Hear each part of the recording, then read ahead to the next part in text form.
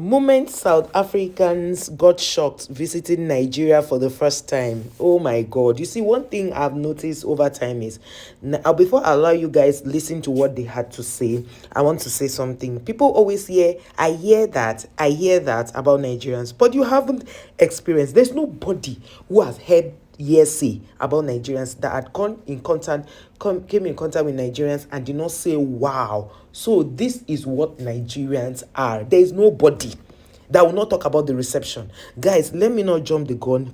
Let me allow you guys listen to South Africans tell you their experience. My trip, so while I was planning my trip, I told so many of my friends that I was going to Nigeria, and a lot of them discouraged me so much. They're like, it's dangerous, you might get kidnapped, like stories upon stories upon stories. I am amazed. That's another story. And the warmth that I have received ever since I got to this country.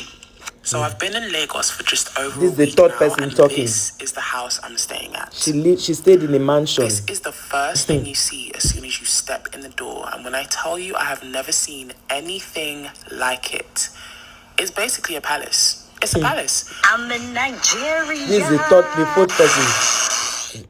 So I've been in Nigeria for like a week and a half now. A week and a half she has been in Nigeria. I've been meaning to make videos about almost everything. Okay. But I think the one thing that stands out for me is the reception here. I am amazed at the warmth that I have received ever since I got to this country. It even almost kind of makes me feel guilty. Okay. Because I know that Nigerians in South Africa don't receive this kind of reception. Okay. Immediately people know that you're Nigerian, they become suspicious. Okay. They even don't give you the like sort of decency. Immediately they know you're Nigerian. Are you listening? The way foreigners are treated in South Africa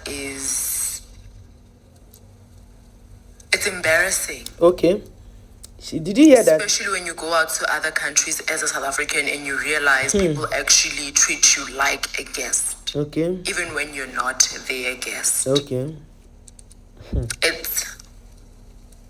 South Africans need to travel more. Okay. South Africans need to go to other countries, especially African countries, to see how people are warm, welcoming in their own countries. And I'm not going to say that there's not a lot of things that is wrong in this country. There's a lot, right? And there's a lot of things that are wrong in South Africa too. But it's the people. It's the reception you get. Exactly. It's amazing. Okay. South Africans can learn a lot. Okay. From traveling. Get out of your country. I feel like South Africa is fast becoming the United States of the world. It's become the United States of African countries. Feeling like, it's the best thing after sliced cake. Okay. Because the way we treat other Africans in South Africa is embarrassing. Okay. It's really embarrassing. All right. When I got here, did not expect that people would be so respectful, so welcoming, so warm, so receptive. That's how God will be exposing them. And when I saw that, I'm like, I was embarrassed, honestly.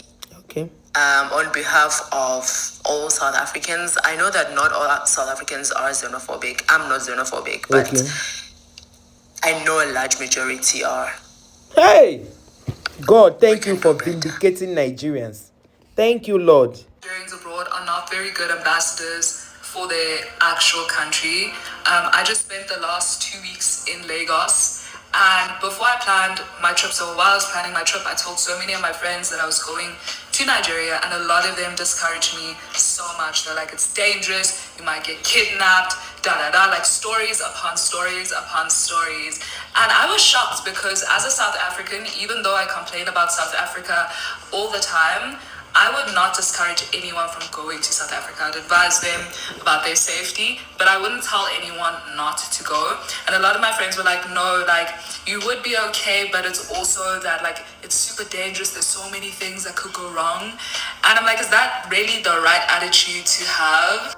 Things could go wrong anywhere. Things could go wrong in New York. Things could go wrong in Cairo. Yes. You know? And yet none of those people would ever discourage you from, like, coming to see their city. I had the best time ever in Lagos. I love Nigerians. I love Lagos. I had an amazing time. I was going to a friend's wedding. Best 2 weeks. I learned so much. I saw so much. And this is coming off of being in Accra, where I felt like Ghanaians love Ghana. They love Accra. Everywhere I went, they wanted to tell me about, like, the next most amazing thing about their city, their history. The attitude was so different. And yeah, that's like one of the thoughts that I explored with my friends on this trip. But also, yeah, just in general. I've had a lot of reflections over the last 3 weeks, and I'm going to be sharing them with you all. I did have lots of content that I had, like, in the moment, which is my usual style of making content, but I also didn't want to be misrepresenting something. I spent a lot of time, like, asking my friends, like, why do you guys do this? Like, what does this mean? You know, just to make sure that I'm not ignorant, because so many of the people that I hold most dear to my heart are Nigerian, are Ghanaian, and I would never want to, like, misrepresent their culture on a public platform. Yes. Especially one where South Africans are listening. We're so misinformed as a people. So, yes, South Africans are very misinformed. This trip really seriously. And I had a lot of fun, but I also learned a lot. So yeah. Girl, if you think that my house in Abuja is giving wealthy, let me show you something that's going to blow your mind. So I've been in Lagos for just over a week now, and this is the house I'm staying at. Okay.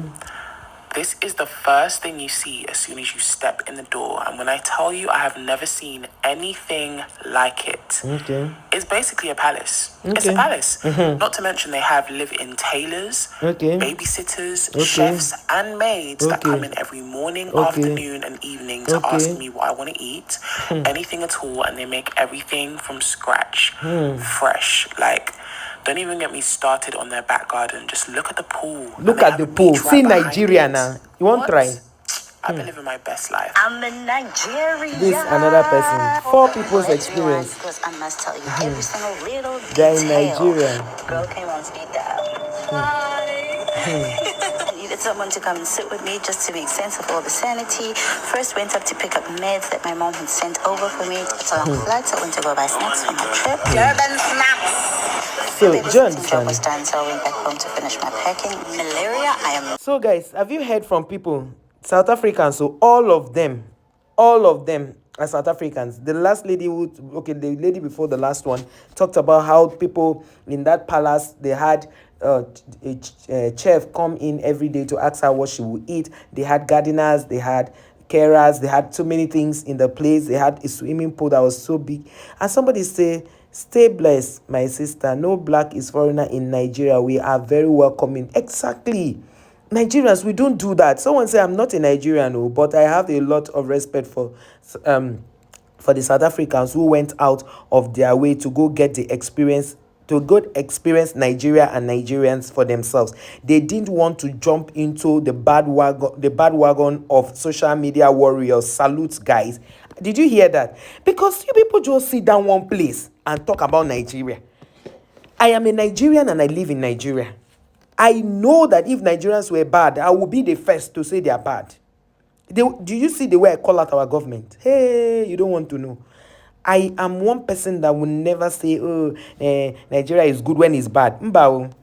This person say Nigeria is home for every black person. Enjoy your stay. Even white people, as I speak to you now, there are a lot of foreigners in Calabar doing carnival. White people dancing to the ekombi, dancing to all the different traditional tunes. I tell you, a lot.